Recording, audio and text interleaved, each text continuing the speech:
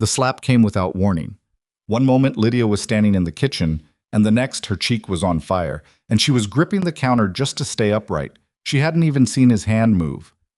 "You think I don't know what you've been doing?" Gerald's voice was low and tight, which was always worse than when he yelled. "Going through my papers, asking questions in town. You think you're clever, Lydia?" She didn't answer. She had learned a long time ago that answering only made it last longer.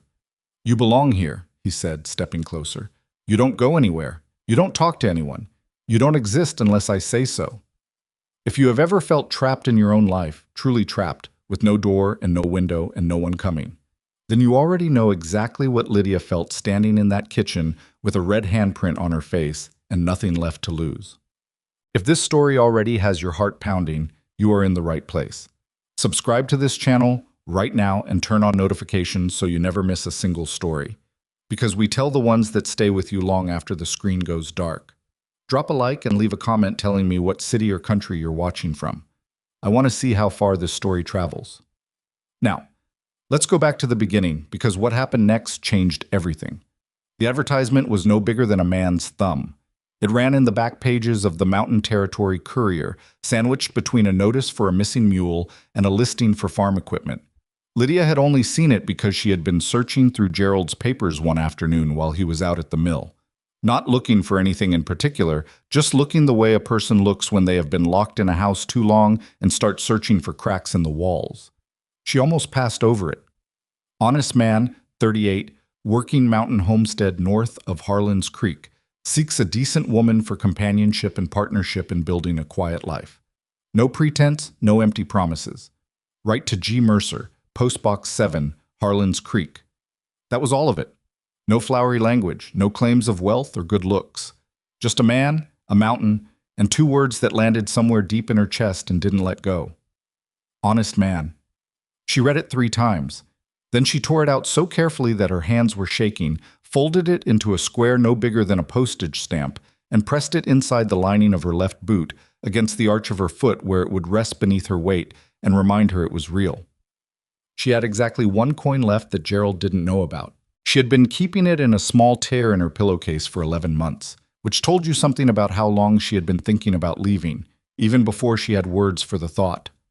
Lydia Ashcroft was 31 years old. She had not chosen a single thing about her life since she was 19, when their father died and Gerald became the man of the house, and everything shifted the way the ground shifts in an earthquake. Not all at once, but in a slow slide that leaves you looking back and wondering when exactly you stopped recognizing where you were standing. It hadn't started with hitting. She wanted to be clear about that, even in her own mind. It started with smaller things. Gerald deciding who she could speak to. Gerald going through her mail before she read it. Gerald telling her she was too simple to understand money, and so there was no reason for her to handle any. Gerald using a tone of voice that made the air in a room feel thinner, like something had quietly been removed from it. By the time the hitting started, she had already been smaller than herself for years. She wrote back to G. Mercer on a Tuesday, using paper she had taken from the dry goods store when the owner's back was turned. She wasn't proud of it, but she had nothing of her own left to take. The letter took her 2 hours and 4 drafts, and when she was done, it was only 4 sentences long. My name is Lydia Ashcroft. I am 31. I am not delicate, but I have had a hard few years and I will not pretend otherwise. If you are truly an honest man and you mean what your advertisement said, then I believe we could build something decent together. She mailed it herself, which meant she had to lie about where she was going, which she did the way she had learned to do most things, quietly, without meeting his eyes, offering just enough truth to satisfy without giving anything real away. The reply came in 9 days, which felt like 9 years. Miss Ashcroft, I appreciate plain speaking. I have a working homestead. It is not easy country, and I will not pretend otherwise either. I can offer you safety, fair treatment, and my word that I am not a man who uses his hands for harm. If that is enough to come on, I will be at the Harlan's Creek Station on the 14th of November. G. Mercer. She read it so many times the paper softened at the fold lines. I am not a man who uses his hands for harm. She did not know Gideon Mercer. She had never seen a picture of him, never heard his voice, didn't know if he was tall or short, ugly or pleasant, smart or dull. She knew only those 9 words. But those 9 words were worth more to her than anything Gerald had said to her in 12 years, because they were the first time in a long time that a man had spoken to her as though her safety was something worth mentioning. She started packing 3 days before she planned to leave. Not packing, selecting. She owned so little that there was almost nothing to decide. A change of clothes, her mother's hairbrush with the crack in the handle, a small book of pressed wildflowers she had made when she was 12, before things got bad, when she still did things like pressing wildflowers. She fit everything into one travel bag, the kind that could be carried with one hand, and she hid it under the loose board beneath her bed, which was the only private space she had ever had in that house. The night before she left, Gerald came home from the tavern in the mood that she had learned to read the way a farmer reads weather. There was a particular set to his shoulders, a particular rhythm to his boots on the floor. She made herself small in the corner of the kitchen and did not look at him directly, and answered what he asked in single words. And eventually he went to bed, and she lay on top of her quilt with her dress still on and her boots unlaced on the floor beside her and did not sleep. She lay there and listened to the house. She had lived in this house her entire life. She knew every sound it made, the way the third stair creaked, the way the window in the back bedroom rattled when the wind came from the north, the way the kitchen pipes knocked in the cold. She had woken to those sounds every morning since she was born, and she had assumed for a very long time that she would go on waking to them until she died. That the house and Gerald and the smallness of her life were just the shape of things, fixed and permanent, the way a mountain is fixed. She realized, lying there in the dark, that she had almost let herself believe that. She picked up her bag at 3 in the morning. The third stair creaked. Her heart stopped. She stood on that stair for a full minute, not breathing, one hand on the wall, listening for any sound from Gerald's room. Nothing. She went on. She walked 4 miles to the stage station in the dark, carrying everything she owned in one hand, and she did not look back. Not because she wasn't afraid. She was terrified. Her legs were shaking by the time the lights of the station came into view, and she had cried somewhere around the 2nd mile, quietly, without stopping, wiping her face with her coat sleeve because she couldn't put the bag down. She didn't look back because she knew herself well enough to know that if she looked back, she might stop. The stage to Harlan's Creek took 3 days. She sat with her bag on her lap the first day because she didn't fully trust that the overhead rack wouldn't shake it loose, which a woman across from her found endearing and offered her a biscuit, which Lydia accepted because she had no food of her own and hadn't thought far enough ahead to pack any. That oversight embarrassed her more than almost anything else about the whole business. She had escaped a decade of control, and she had not remembered to bring food. She ate the biscuit and thanked the woman and stared out the window and thought about G. Mercer standing on a train platform, not knowing what she looked like, waiting for a woman he had agreed to marry based on 4 sentences and whatever instinct led a man to take that kind of chance. She thought about what she would do if he looked at her and changed his mind. She thought about that for most of the 2nd day. By the 3rd day, she had stopped thinking and started watching. The country outside the window was changing. Flatter land giving way to hills, hills folding up into something bigger, the sky getting wider as the trees thickened. It was cold country. She could see that even from the window. The kind of cold that settled in the bones and stayed. She pulled her coat tighter and watched a hawk riding a current high above the tree line, and something in her chest that had been clenched for 12 years began, very slowly, to loosen. She didn't know if it was hope. She wasn't sure she remembered what hope felt like well enough to identify it. But it was something. The Harlan's Creek station was smaller than she had imagined. 2 buildings and a platform and a water tower with a crack running up one side. Lydia stepped off the stage with her bag and stood on the platform in the November wind and looked at the small crowd of people waiting. 2 men picking up freight, an older woman with a child, a young man with a dog. And then she saw him. She knew it was him before he moved.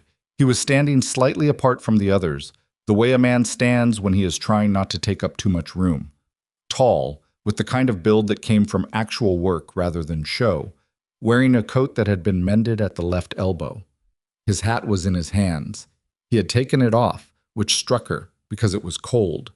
He had taken his hat off in the cold to be respectful, and he was looking at the stage with an expression that she could only describe as carefully composed, like a man who wanted very badly to appear calm and was working at it. He saw her. She saw him see her.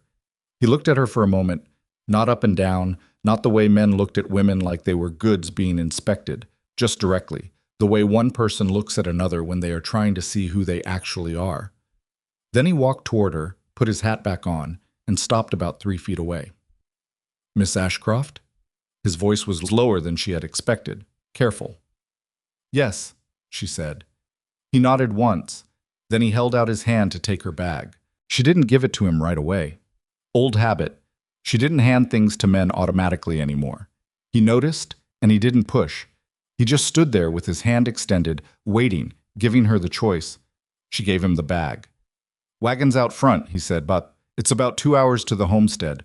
Weather may turn before we get there, so we should move." That was all. No speech, no declarations, no attempt to charm or impress or explain himself. Just a man telling her what the situation was and leaving the rest up to her. She followed him to the wagon. They rode in silence for the first half hour. Not uncomfortable silence, more the silence of two people who are both thinking and have enough sense not to fill the air with noise just to avoid the quiet. The road climbed steadily. The trees pressed in on both sides. The sky had gone the color of old pewter, and the wind had teeth in it. "You didn't bring much," Gideon said finally, not looking at her. "No." "That's fine." He was quiet again for a moment. "I want you to know, the place isn't much to look at right now. Wintertime. Everything looks harder in the winter." "I'm not afraid of hard," Lydia said. He glanced at her then, brief. "I know," he said. "I could tell that from your letter." She wanted to ask what exactly in 4 sentences had told him that, but she didn't. She looked at the road ahead instead and felt the cold coming in around the edges of the wagon boards and thought about the fact that she had married this man 2 weeks ago by proxy. A legal arrangement she had never heard of before his second letter explained it, so that she could travel as his wife rather than alone, which was safer. She was already, technically, Mrs. Gideon Mercer. The thought should have been terrifying. It was, a little. But underneath the terror was something else, something harder to name. The wagon rounded a bend and the trees opened up briefly, and she could see the mountain above them, vast and white and indifferent to every small human thing happening at its feet. "That's where we're going," Gideon said. She looked at it for a long moment. "All right," she said. That was all. But something in the way she said it made Gideon Mercer go quiet for a different reason, and for the rest of the drive he kept his eyes on the road and let her look at the mountain and did not say another word, because he understood without being told that she was not just looking at rock and snow. She was looking at the first thing she had ever chosen for herself. And she needed a minute with it. The homestead appeared through the trees just as the first snow began. Not a storm, not yet, just a few deliberate flakes, the sky's way of clearing its throat. The cabin was low and solid, built into the hillside like it had grown there rather than been constructed. A barn to the left, smaller than she had imagined. A woodpile stacked so high and so precisely against the east wall that it looked almost architectural. Smoke coming from the chimney. He had left a fire banked before he came to get her. She noticed that, filed it away somewhere quiet. Gideon brought the wagon to a stop and got down and came around to offer her a hand. She took it. Her legs were stiff from the cold and the long ride, and she stumbled slightly on the step, just for a moment, and his grip steadied her without comment, without the sharp intake of breath, or the flicker of impatience that she had learned to brace for every time she showed the slightest weakness in front of a man. He just steadied her, then he let go. "Kitchen's warm," he said, picking up her bag. "I'll put your things in the back room. That's yours. Door has a latch on the inside." She stopped walking. He stopped too and turned to look at her. "The latch," she said carefully, "is on the inside." "Yes." His voice was even. "Your room is your room. I'm not—" He stopped, started again. "I know this is a strange thing we've done, Miss Ashcroft. Mrs. Mercer. I know we don't know each other. I meant what I wrote. You'll have your own space until we're both comfortable with something different, if that day comes." He paused. "If it doesn't, that's your right too." Lydia stood in the snow that was beginning to fall and looked at this man she had married without ever meeting and felt something break loose in her chest. Not painfully, but the way ice breaks in spring, that deep structural crack that means the whole frozen thing is about to shift. She did not cry. She was very practiced at not crying. "Thank you," she said. "Don't thank me," Gideon said. "It's just decent." He went inside. She stood there one more moment in the cold and the falling snow, and then she followed him in, pulling the door closed behind her. And for the first time in 12 years, the sound of a door closing felt like a beginning instead of an end. The latch worked. That sounds like such a small thing, but Lydia tested it that first night, not because she thought Gideon would try the door, but because her body needed to know. Her hands needed to feel the iron bar slide into its bracket and hold. She stood in the dark of the back room for a long moment with her palm flat against the door, feeling the solidity of it, and then she sat down on the edge of the narrow bed and took off her boots and did not fall apart, which she considered a reasonable achievement given the circumstances. The room was plain. A bed, a chest, a small window with oilcloth tacked over it to keep the drafts out, a single hook on the wall where she hung her coat, a candle stub on the chest with a box of matches beside it, placed there deliberately. He had thought about that. Thought about a woman arriving in an unfamiliar place in the dark and needing light she could make herself. It was the kind of thoughtfulness that didn't announce itself, which made it more real, not less. She lay down without undressing further and listened to the sounds of the cabin settling around her. She could hear Gideon moving in the main room, not pacing, just the ordinary sounds of a man banking a fire for the night, setting his boots by the door, the creak of a chair taking his weight. Normal domestic sounds that she had not realized she associated with danger until she noticed they didn't feel dangerous here. They felt like weather, like something that simply was, without intention. She was asleep before she heard him go still. Morning came the way mountain mornings came in November, abrupt and gray and indifferent to whether you were ready for it. Lydia was awake before light, which was her habit, sharpened over years into something closer to instinct. She was dressed and had her hair pinned before she heard Gideon's boots cross the main room floor. She unlatched the door and came out. I was standing at the stove with his back to her, and he turned when he heard her. He had clearly been awake for some time. There was already coffee on, already water heating. His hair was damp, which meant he had been to the well already in the dark and cold, which meant he had been up before her, which she found quietly startling. "Morning," he said. "Morning."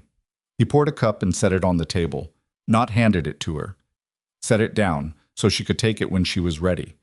She was beginning to understand that this was a pattern with him, putting things within her reach and stepping back. She sat down and wrapped both hands around the cup and looked around the main room in actual daylight for the first time. It was small and functional and not particularly tidy, in the way of a man who has lived alone long enough to stop seeing what accumulates. Tools on the wrong hooks. A coat that needed mending draped over the back of a chair, a stack of almanacs on the floor beside the fireplace that had probably been there long enough to be considered furniture. "What needs doing today?" she asked. He looked at her over his own cup. "You don't have to start right away." "I know I don't have to," she said. "I'm asking what needs doing." A beat. Something shifted slightly in his expression, not surprise exactly, more like adjustment, like a man recalibrating. "Barn needs mucking. Feed for the animals. I've got fence line to check before the next storm comes in. Probably end of the week if the sky's saying what I think it's saying." He paused. "You cook?" "Well enough." "Then that'd be useful. I cook like a man who is grateful for anything that's warm." It was the first thing he had said that was close to a joke. She didn't exactly smile, but something in her face moved. "I can do better than warm," she said. That was how it started. Not with a conversation about feelings or expectations or the strangeness of their situation, with coffee and a list of chores and two people deciding, quietly and without ceremony, to simply begin. The first week was the hardest, and not for the reasons she had expected. She had expected practical difficulties, learning the rhythms of a different kitchen, finding where things were kept, figuring out the idiosyncrasies of a wood stove that ran hot on the left side and needed coaxing on the right. Those things she handled. She was competent at domestic work in the way that women become competent when competence is the only thing nobody can take from them. What she hadn't expected was the silence. Not Gideon's silence. She had already understood that he was a man of few words, and that his quiet was not cold, but simply the natural state of someone who spent most of his time alone with mountains and animals and his own thoughts. His silence didn't press on her. It was her own she wasn't prepared for. Without Gerald, she didn't know how loud her own fear had been. It was like living near a waterfall for so long that you stopped hearing it, and then suddenly it was gone, and the absence of the roar was so total that it felt like something was wrong. She kept waiting for the sound of boots with that particular weight to them. She kept bracing for a tone of voice. She caught herself rehearsing explanations for things she hadn't done, or hadn't done wrong, before she remembered that she didn't live in that house anymore. The third morning, she burned the biscuits. Not badly. Just the bottoms, the way things burned when you didn't know a stove yet. She stood looking at them with a feeling rising in her chest that was completely disproportionate to burned biscuits, and she was in the middle of deciding whether she was going to cry about it when Gideon came in from the barn. He looked at the pan. He looked at her face. He took a biscuit, tapped the black bottom against the table, and ate it. "That side of the stove runs hot," he said, through a mouthful. "I should have told you. I should have figured it out. Probably would have, given another day." He took another biscuit. "These are fine. The burned part just tastes like character." She stared at him. "That's a terrible thing to say," she said. "Yeah," he agreed, "but I still ate 2 of them." That time she did almost smile. It wasn't much, a small, involuntary thing that she stopped before it fully arrived. But Gideon saw it, and he looked back down at his plate like he hadn't, which she appreciated more than she could have explained. By the end of the first week, she had stopped rehearsing explanations. Mostly. The barn became her favorite place, which she would not have predicted. There were 3 horses, a milk cow named Agnes, who had opinions about everything, and a collection of barn cats that Gideon claimed not to have named but clearly had, based on the specificity with which he referred to them. She spent more time than was strictly necessary with Agnes, who was suspicious of her for approximately 4 days and then decided she was acceptable, which felt like a meaningful endorsement. Gideon found her in the barn on a Thursday afternoon talking to Agnes about nothing in particular, the way you talk to animals when you've forgotten what it feels like to say things out loud without calculating whether they're safe. He didn't interrupt. She didn't know he was there until she heard him laugh, a short, quiet sound quickly suppressed, and turned to find him leaning in the doorway with his arms crossed and an expression she couldn't quite read. "Don't stop on my account," he said. "I wasn't—" She stopped. There was nothing to claim she was doing. "She's a good listener." "She is," Gideon said seriously. "Better than most people I know." He pushed off the doorframe. "Storm's coming in faster than I thought. Help me get the last of that wood stacked before it hits?" They worked side by side for 2 hours in the thinning afternoon light, carrying and stacking without much conversation, finding a rhythm that didn't need words. Lydia had never done this kind of work. Heavy, outdoor, physical in a way that used different muscles than anything she knew, and her back ached and her hands were cold inside her gloves. But there was something in it that she hadn't felt in a long time. She felt useful. Fully, squarely, in her own body, useful. Not useful in the way she'd been useful to Gerald, as someone to cook and clean and not embarrass him in front of company, but useful the way a structural beam is useful. Like her presence and her effort actually held something up. She was still thinking about that when she misjudged the weight of a split log, and it came down on her right hand, edge on, against the stack. She made a sound she immediately tried to swallow. Gideon was beside her in 2 steps. "Let me see." She pulled her hand back, reflex, old and stupid, the reflex of a woman who had learned not to let men near anything that hurt. He stopped, didn't reach for her, just waited. She felt the heat of embarrassment on top of the pain in her hand. "Sorry," she said, which was also reflex. "Don't apologize," he said, his voice very level. "But let me see the hand." She held it out. He took it with both of his. His hands were rough and cold, practical hands, not gentle in a soft way, but careful in a deliberate way. And he turned it to look at where the log had caught her, along the knuckles of her first 2 fingers. Already bruising, nothing broken. "You'll want to keep it warm tonight," he said. "I've got some liniment in the barn that's better than it smells." "How much better?" "Marginally," he admitted, and released her hand. She stood there for a moment, aware of the space where his hands had been around hers. Not in a romantic way, or not only, but in the way you notice the absence of warmth when it goes. "Gideon." He turned, already picking up the next log. "Thank you," she said, "for—" She stopped, because what she was trying to thank him for was too large to fit in a sentence. For the latch, for the fire, for the biscuits, for stepping back every time she stepped back, for not asking her questions she wasn't ready to answer. He seemed to understand that somehow. He looked at her for a moment with that careful, adjusting expression, and then he picked up the log and said, "Stack's not going to finish itself," and turned back to work. She turned back to work too. The storm hit that night, and it was a serious one, not dangerous. Gideon had clearly weathered enough of them to know what serious looked like versus what was actually concerning. But the wind was loud and the cabin shuddered in the gusts, and the temperature dropped in a way you felt in your knees. They sat by the fire after supper, Gideon with an almanac, Lydia with a piece of mending she had found in the basket by the chest. His coat, the elbow she had noticed on the platform, which needed more attention than the quick patch it had received. She worked without asking permission, because it was a coat that needed mending, and she had the skill and the materials, and that was the beginning and end of the reasoning. He noticed after a while. He looked at what she was doing and then looked back at his almanac without comment, and they sat that way for another hour. The fire and the storm having a conversation outside while they had their own quiet not conversation inside. And it was the most peaceful Lydia had felt in a time she could not accurately measure.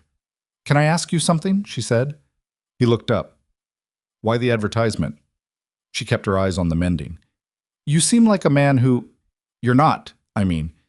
You don't seem like a man who couldn't find a wife by ordinary means." The silence stretched long enough that she thought he might not answer. "I tried ordinary means," he said finally. "Twice. Neither one worked out." He was quiet again.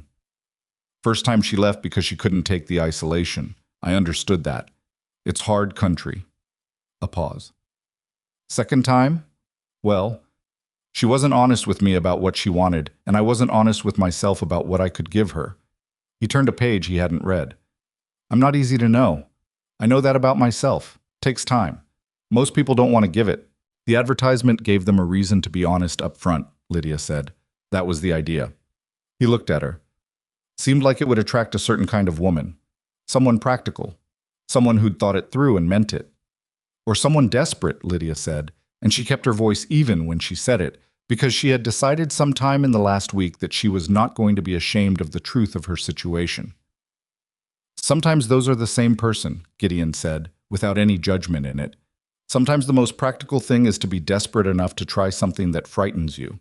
She looked up from the coat. He was looking at her directly, the way he had on the platform. "What frightened you about it?" she asked. "Everything," he said simply. "I'm not a man who does things like that. Writing an advertisement, asking a stranger to come live on a mountain with me." He looked back at the fire. "But the alternative was going on like I was going on, and at some point that started to seem like the more frightening option." Lydia thought about her pillowcase with the coin in it, the 11 months of carrying that single piece of metal against her skin like a talisman, the 4 sentences she had written and rewritten until the paper was soft. "Yes," she said. "I know exactly what you mean." She finished the elbow of his coat and set it on the arm of his chair without comment, and he looked at it for a moment and then said, "Thank you," in a voice that was quieter than his usual quiet, and she nodded and said she was going to bed. She latched the door. She lay in the dark and listened to the storm and felt the bruising in her hand pulse dully with her heartbeat, and she thought that this strange, awkward, careful, imperfect thing she had walked into was the first place in 12 years that had felt like it might become something she could trust. She didn't trust it yet. She wasn't foolish enough for that. Trust wasn't a feeling she could afford to have quickly. But for the first time in a long time, she thought it might be possible. Eventually. If she was careful. If he kept being who he seemed to be. She thought about that until the storm outside softened and her hand stopped aching quite so much. And somewhere in that quiet, she finally went to sleep. December arrived hard and without apology. The days shortened until the light felt borrowed, only a few pale hours in the middle of the afternoon before dark came back down.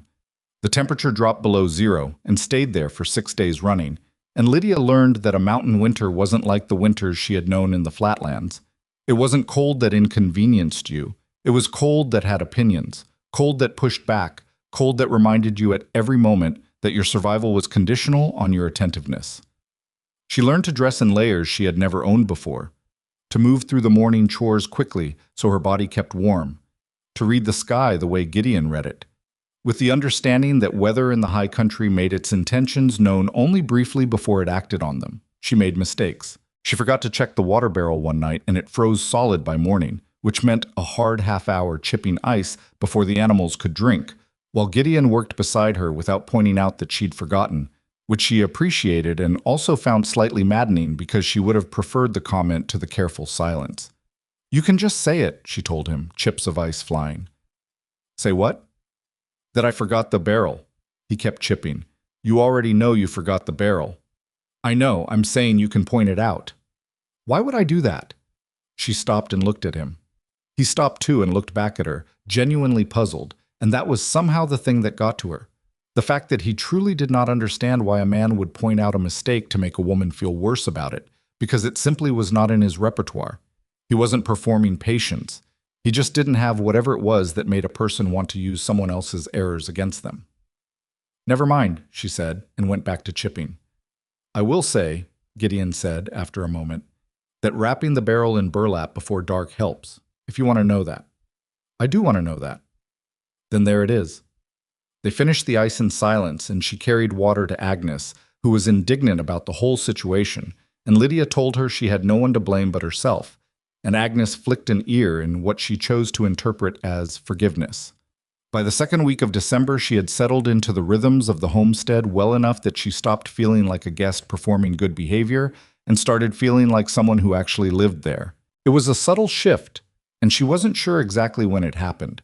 Maybe when she rearranged the kitchen so the heavy pot was on the lower shelf where she could reach it without standing on the stool, and Gideon came in, noticed, and simply adapted without comment. Maybe when she started leaving his coffee ready before he came in from the morning barn work, not because she felt obligated, but because she had noticed it was the part of the morning he seemed to look forward to, and she found she wanted to give him that small thing.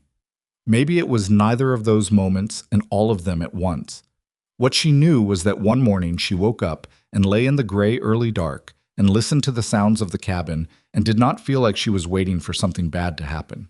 She was just awake, just there, in a room that was hers, with a latch on the inside of the door, on a mountain that didn't care about her history, in a life that she had, however imperfectly, however desperately, chosen. That felt enormous. She didn't say anything about it to Gideon. She got up and made the coffee and went out to check on Agnes, and the cold hit her face like a flat hand, and the sky above the mountain was the particular blue that only existed in the very early morning in very cold places. And she stood in the yard for a moment with her breath making small clouds and her hands already losing feeling in the fingers, and she thought, "I am here. I chose this. And whatever comes next, that part is already done." She didn't know, standing there, what was already coming down the mountain toward her. She didn't know that 400 miles south, in the house she had left before dawn with her bag in one hand and her heart in her throat, a man had been quietly building a fury for 6 weeks, that Gerald Ashcroft had gone through her room the morning he found her gone, and then sat very still at the kitchen table for 3 hours, which the neighbor who stopped by for borrowed flour reported later with a shiver. Not his rage that frightened her, but the stillness. The particular calculated stillness of a man deciding what he was going to do about a problem. Lydia didn't know that Gerald had found her letter to G. Mercer in the torn lining of the pillowcase she had left behind, that he had read it 5 times and then folded it and put it in his breast pocket where it sat against his chest like a coal, that he had asked questions in town, careful questions, the kind that didn't let on what he was looking for, that someone, eventually, because someone always did in small places, had mentioned a man named Mercer who ran a homestead up in the high country north of Harlan's Creek. She didn't know any of that. She stood in the cold blue morning and watched her breath disappear into the air and thought about how far she had come and went inside to finish making breakfast. And the day went on the way days go on when nothing has happened yet. But that word, yet, was already doing its work. 2 days before Christmas, Gideon came in from checking the upper fence line with snow on his coat and a quietness about him that was different from his usual quietness. Lydia had learned by now to read the difference. His regular quiet was settled, like still water. This was tight, like a fist. She waited until he had his boots off and was sitting at the table with coffee before she asked, "What is it?" He turned the cup in his hands. "Tracks," he said. "Up on the north ridge. Man on horseback. Not a hunter. The route didn't make sense for hunting." He looked at the cup. "Came from the south road. Stopped at the ridge line where you can see the cabin, then turned and went back." The kitchen went very quiet. "He's looking," Lydia said. Her voice came out steadier than she felt. Gideon looked at her then. Not with alarm exactly. With that careful, adjusted look that she had come to understand meant he was taking in information and deciding what it required of him. "You want to tell me about it?" She had known this conversation was coming. She had been aware, in the background of every good day, that she owed him the truth of what she had brought to his mountain. He had given her a home without asking for explanation, and she had accepted it, and now the explanation was arriving whether she offered it or not. "My brother," she said. "His name is Gerald." She told him. Not all of it at once. The whole of it was too large and too tangled to pull out in one piece, like a rope that has been coiled and wet and left to set. She told him the shape of it, the years of it, the way it worked, the slow replacement of her own judgment with his, the way fear became so habitual that she had stopped recognizing it as fear and started experiencing it as just the texture of existence. She told him about the coin in the pillowcase, the advertisement, the letter she had written 4 times and nearly didn't send. Gideon listened without interrupting. He didn't move much. His face stayed even throughout, but his hands on the cup were not quite still, and she noticed that his knuckles went white once, briefly, around the midpoint of what she was telling him, and then deliberately relaxed. When she was done, the fire popped. "I should have told you sooner," she said. "Probably," he agreed. "Not unkindly. But I understand why you didn't." "I wasn't sure." She stopped, started again. "I wasn't sure if knowing would change things. For you." He was quiet for a long moment, looking at the fire. "It doesn't change things," he said, "except that now I know what we're dealing with." She noticed the we. She filed it away the way she had been filing things, carefully, in a place she could return to. "He won't stop," she said. "I need you to know that about him. He won't stop because it's not about me. It's about the fact that I left, that I made a choice without his permission. That's the thing he can't tolerate." Gideon nodded slowly. "All right," he said. "That's all?" She looked at him. "What else would you like me to say?" "I don't know. I thought you'd—" She stopped. She had thought he'd be frightened, or angry at being drawn into it, or resentful that she hadn't warned him, or calculating what it was going to cost him. Those were the responses she had built herself to anticipate. "He's one man," Gideon said. "This is my mountain, and you're my wife." His voice was even when he said it, factual, not possessive. "If he comes here, he'll find both of those things are true." Outside, the wind moved through the pines with a sound like breathing. The fire settled. Lydia sat across the table from this man she had known for 6 weeks and felt something she hadn't felt in so long that she almost didn't have a word for it. She felt for the first time in 12 years that she was not alone in what was coming, not rescued, not protected in the way that meant controlled, alone in the way that simply meant there was someone standing on the same ground as her, and he intended to stay there. That was different. That was everything. She didn't say any of that. She picked up her cup and finished her coffee and said, "We should check the north fence line ourselves tomorrow. I want to see where he stopped." Gideon looked at her for a moment with something that might have been respect if it had been more visible. "First light," he said. "First light," she agreed. And that night she latched her door out of habit more than fear, and lay in the dark and stared at the ceiling, and for the first time since she had arrived on this mountain, she was not thinking about what she had left behind. She was thinking about what she was going to do when it arrived.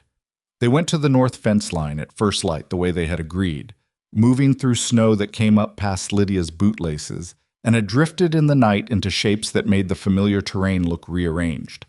Gideon went first, not because he needed to lead, but because he knew where to put his feet, and she followed in his tracks, which made the going easier, and neither of them spoke much until they reached the ridge.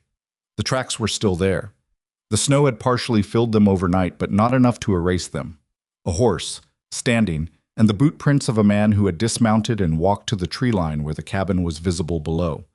He had stood there long enough to leave a clear impression in the snow. Long enough to look. Lydia crouched down and studied the boot print without touching it. She knew that boot. She had cleaned mud off it hundreds of times, set it by the fire to dry, heard it on the stairs at hours of the night that meant nothing good. Looking at its impression in the snow felt like being looked at in return. "He was here yesterday morning," Gideon said. He was standing a few feet back, giving her space with the information. "Before I found it, so he knows the layout of the property." "He would have counted the outbuildings," Lydia said. "The barn, the woodpile, where the road comes in. He thinks in terms of exits and entrances." She stood up. "He spent 12 years making sure I couldn't use either." Gideon looked at the cabin below them, smoke already rising from the chimney because Lydia had banked the fire before they left. He was quiet for a moment, the kind of quiet that meant he was thinking in specifics rather than generalities. "He won't come straight at it," he said. "Not if he's the kind of man you're describing.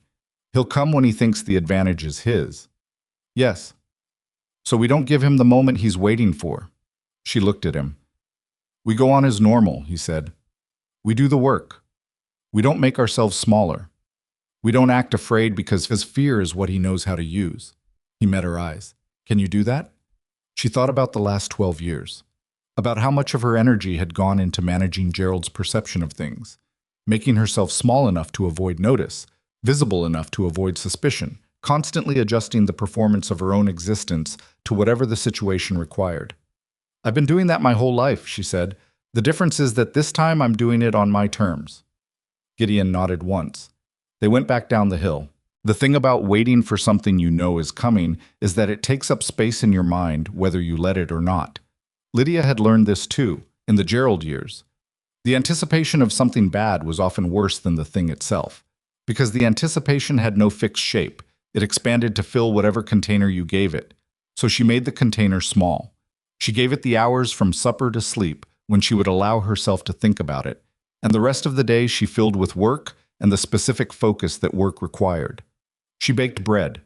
She mended the barn cat's torn ear, which required more patience than the mending of Gideon's coat, because the barn cat had opinions about medical intervention and expressed them clearly. She dragged herself through 4 days of learning to properly split wood, which was harder than it looked, and involved a progression of blisters that she ignored until Gideon noticed the blood on the axe handle and wordlessly got the liniment, which she had to admit smelled worse than he had claimed. "You could have stopped," he said, unwrapping her palm. "I almost had it." "You almost had it 3 layers of skin ago." "I did have it, eventually." He made a sound that was not quite a laugh. "You are—" he started, and then stopped. "I am what?" He wrapped her hand with the particular focused attention he brought to practical tasks. "Determined," he said finally, "in a way that's going to either serve you very well or cause you significant injury, possibly both at once." "That is an accurate description of most of my life," she said. He tied off the bandage and held her hand for a moment longer than necessary, just a moment, before releasing it. Neither of them acknowledged that. Christmas came and went with a quietness that suited both of them. There was no elaborate celebration. Gideon was not a man who made ceremony out of things, and Lydia was still unlearning the habit of performing happiness on schedule. What there was, a small pine bough she had cut from the tree line and set in a jar on the kitchen table, which Gideon came in and looked at for a long moment without saying anything, and then sat down for supper as if it had always been there.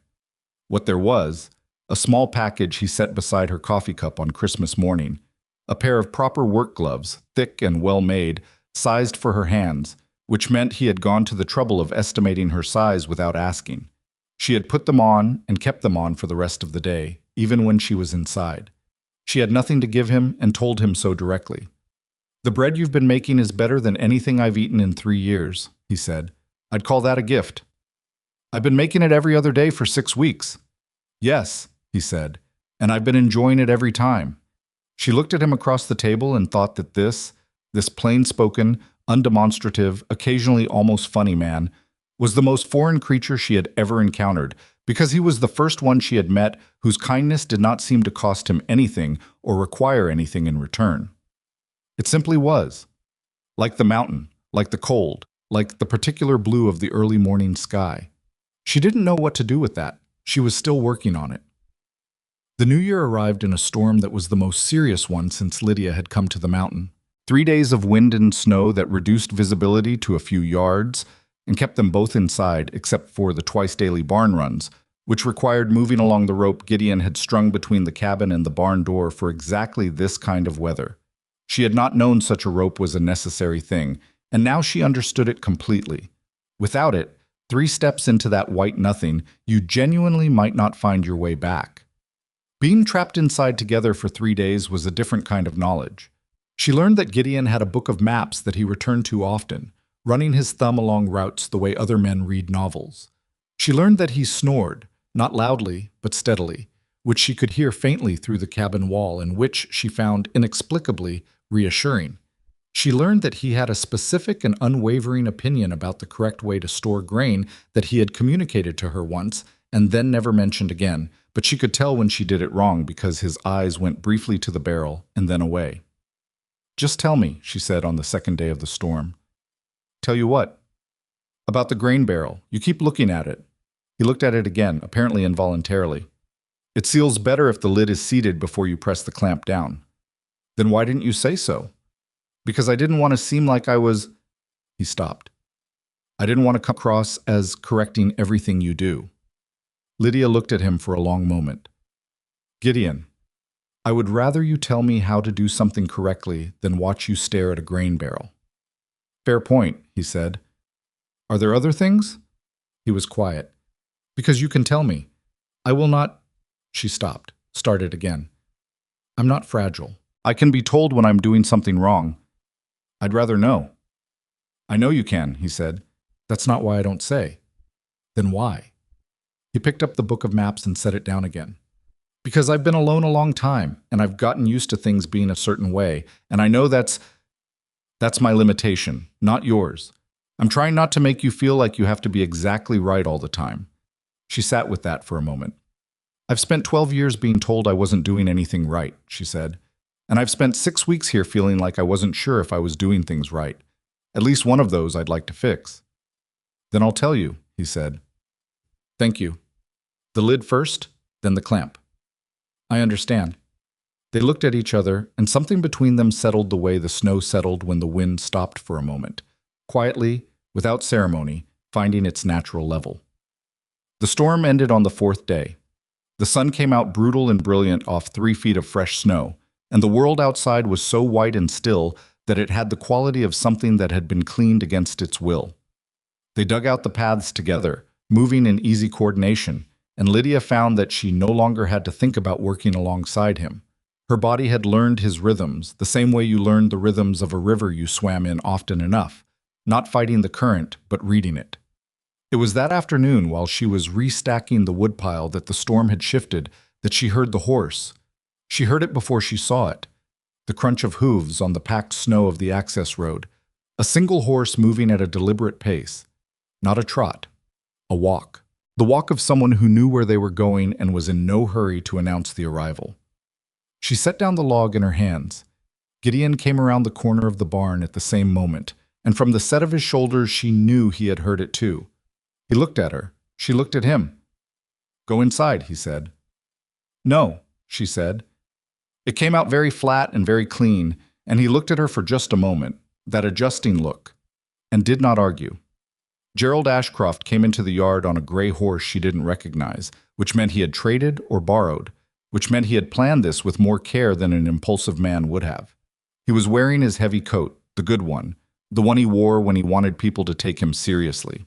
His face was red from the cold, and his eyes were the particular flat color they got when he had been carrying something for a long time and was finally about to put it down. He pulled the horse up 20 feet from where they were standing. He looked at Lydia first, the way he always looked at her. Inventory, assessment, the look that had cataloged everything she owned, including herself, for as long as she could remember. Then he looked at Gideon, slower, measuring. "Lydia," he said. His voice was conversational, which was the most dangerous register. "You look cold." "I'm fine," she said. "You need to come home." The word home landed in the cold air and dissolved. She had known this moment was coming, and she had rehearsed it, not in the sense of scripting words, but in the sense of finding the thing inside her that would hold steady when it arrived. She found it now.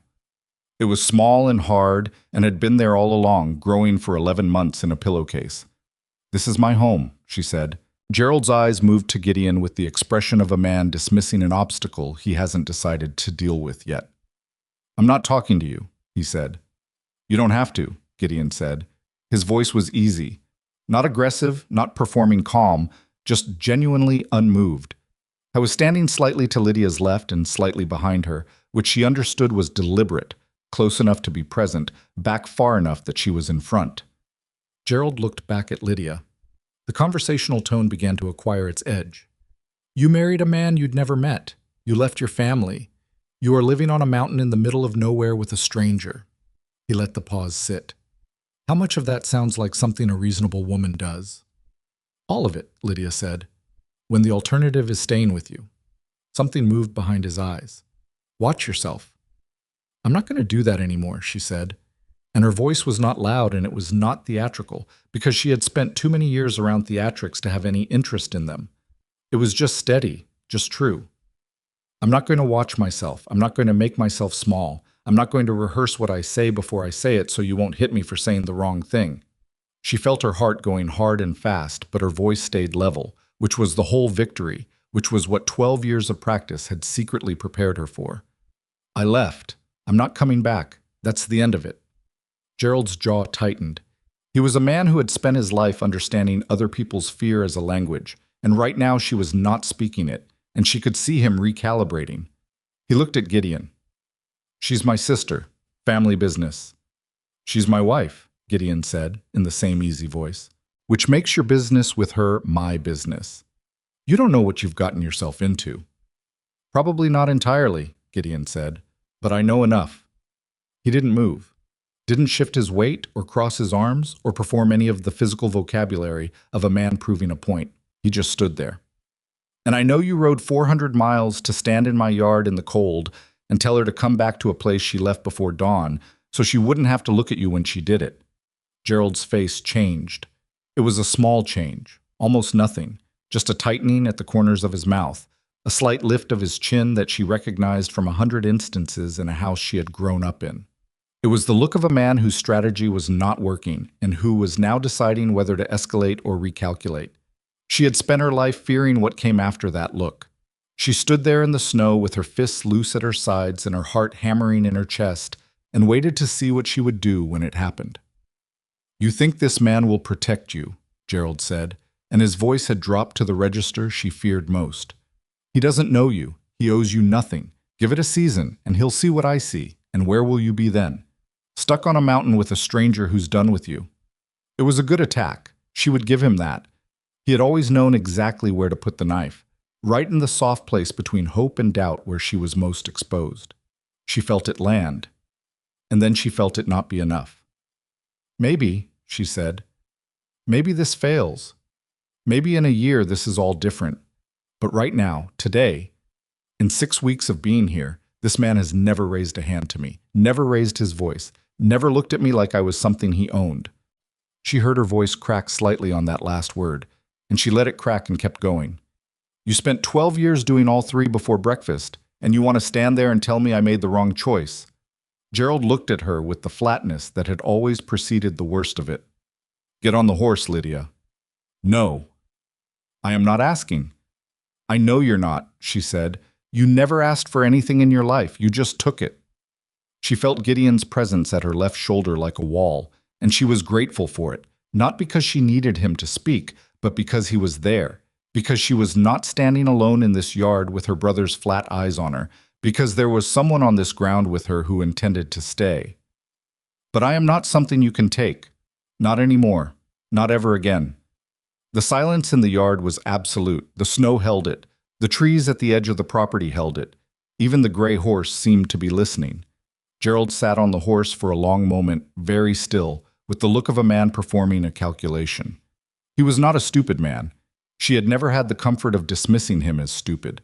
He was a man who understood leverage, and right now the leverage was not where he needed it to be, and he was aware of that, and she could see him being aware of it, and it was the strangest thing she had ever witnessed, which was her brother realizing in real time that he had already lost. Not because Gideon was bigger than him, though he was. Not because of any threat that had been made, because none had, but because Lydia was standing in the snow, not 6 feet in front of him without flinching, without apologizing, without adjusting her posture to make him more comfortable with the situation. And she was simply not afraid of him in the way she had always been afraid of him. And that fear, her fear, his access to it, had been the only real power he ever had. She had taken it back. Not all at once, not in some dramatic single moment. Over 6 weeks on a mountain, doing hard work beside a quiet man who stepped back every time she stepped back. By latching a door and hearing the latch hold. By burning biscuits and not being punished for it. By standing in a morning so cold it hurt and thinking, I chose this. She had taken it back in pieces, so small she barely noticed each one, until she was standing here with all of them added up, and she was whole in a way she hadn't been since she was a girl. Gerald pulled on the reins. The gray horse shifted. You'll regret this, he said. It came out quieter than she expected, less certain, like a man saying a thing because he needed to say it, not because he believed it. Maybe, she said again, but it'll be my regret. Mine. She let that sit for a moment. Ride back, Gerald. Go home.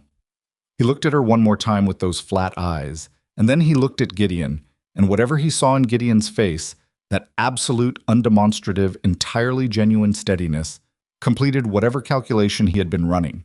He turned the horse. He rode back down the access road without looking back. The sound of the hooves on packed snow faded by degrees, and then the trees swallowed him, and the yard was quiet. Lydia stood where she was for a moment after the sound was gone. Her hands were shaking. She noticed that with the kind of distant interest. Her voice had been steady, and her hands were shaking, which seemed like a reasonable division of resources. Gideon came to stand beside her, not touching, just beside.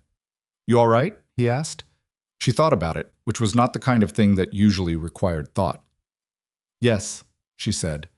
And then, because she was still in the habit of being precise, my hands are shaking. That's normal, he said. That happens after. After what? After you do something that frightens you. She looked at her hands, the work gloves he had given her for Christmas, already worn at the right thumb from the axe work. She curled them into fists, and the shaking slowed. I was afraid, she said. Not a confession, a fact being examined. But I wasn't afraid of him, not like I used to be. I was afraid of... She stopped, trying to find the right words for it. Of whether I would hold, whether I would just go small again, the way I always did. You didn't, Gideon said. No, she agreed. I didn't.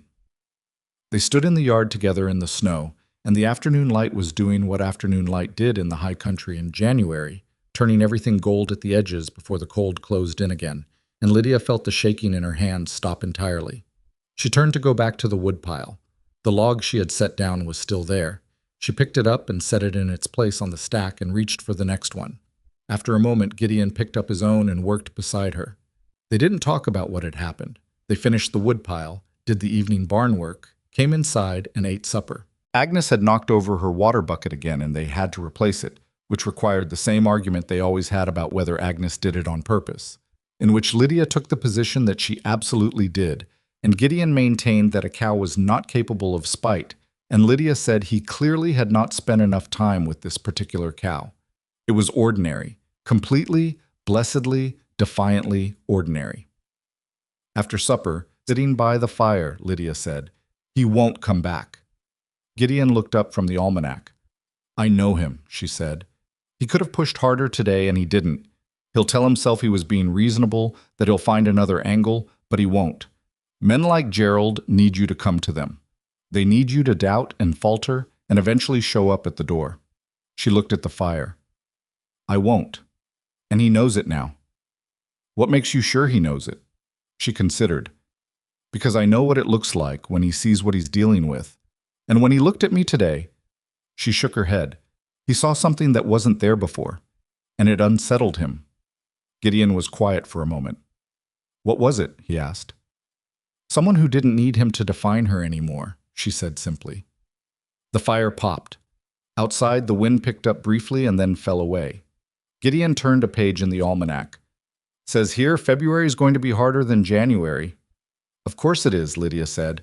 You sound unconcerned. She pulled the mending basket toward her. She had taken to mending in the evenings, partly because things needed mending, and partly because her hands needed something to do.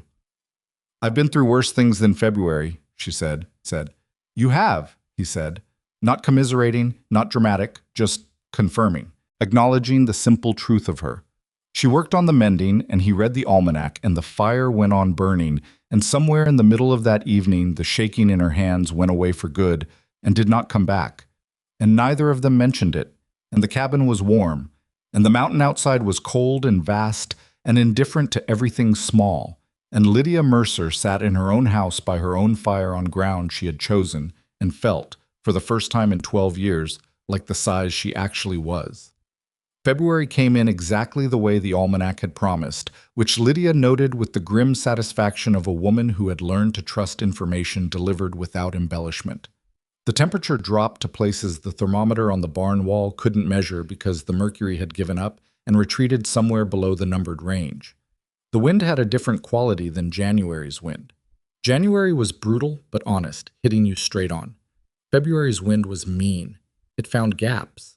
It came from directions that didn't make sense and got into the spaces between your layers and stayed there, personal and vindictive, like it had decided you specifically needed to be colder. She didn't say any of that to Gideon. She just put on an extra layer and went out to the barn. But something had changed since the afternoon Gerald rode away down the access road. Something had shifted in the structure of things, subtle enough that she might not have named it if someone had asked, but present in the texture of every day. She moved through the homestead differently, not with more confidence exactly. She had never lacked confidence in her own capabilities. More like she moved without the background noise she hadn't known she was carrying. The constant low-level monitoring she had performed for 12 years, reading the room, reading the man, calculating whether the current moment was safe, had consumed energy she hadn't realized was being consumed. Without it, she found she had more of herself available. She used it. She started asking questions she hadn't felt entitled to ask before. Not about Gideon's past, because that felt like territory that required an invitation, but about the homestead itself. The land. What had been tried on it, and what had failed, and why. Gideon answered these questions with a thoroughness that told her he had been waiting for someone to ask them, the way a man who lives alone accumulates thoughts with nowhere to put them. "This whole south field," he said one morning, over the maps she had finally earned the right to touch. "I tried winter wheat 3 seasons ago. Ground's wrong. Too much clay, drains poorly, freezes solid in a way that kills the roots." "What about rye?" He looked at her. "Rye's more tolerant of poor drainage," she said. "My father grew it on clay ground. It won't give you the yield of wheat, but it'll give you something." He looked at the map for a moment. "I didn't know that." "You didn't ask a farmer's daughter," she said. "No," he said. "I didn't." He looked at her with that adjusting expression. "What else do you know that I haven't asked about?" It turned out to be quite a lot. Not because she was exceptional. She was clear-eyed about her own knowledge and its limits. But because she had grown up in a farming household and absorbed information the way children absorb things when no one is curating what they learn. She knew about soil drainage and crop rotation and the particular signs in a cow that meant a difficult calving was coming. She knew how to read a root cellar to understand whether the previous winter had been wetter or drier than the almanac claimed. She knew how to stretch provisions across a longer winter than planned, which was knowledge she had acquired not from farming, but from years of managing a household under a man who controlled the money and sometimes decided, for reasons of his own, that there was less of it than there should be. That knowledge she did not offer. Some things she was still not ready to give shape to in words. But the farming knowledge she offered freely, and Gideon took it seriously, which was its own kind of revelation. He didn't accept it entirely without question. He pushed back when he disagreed, and twice he was right, and once she was right, and they arrived at something better than either starting position, which was the most productive kind of argument she had ever had. She told him that. "The most productive?" he said. "I'm not used to arguments that end in something useful," she said. "Usually they just end." He understood what she meant without her having to explain it, which was another thing she was still learning to expect from him. That his understanding was often quiet and complete without requiring her to elaborate. She had spent so many years over-explaining herself, justifying and contextualizing and preempting challenges to every position she took, that his simple comprehension sometimes made her feel like she had run hard at a door that opened easily. She kept nearly falling through it.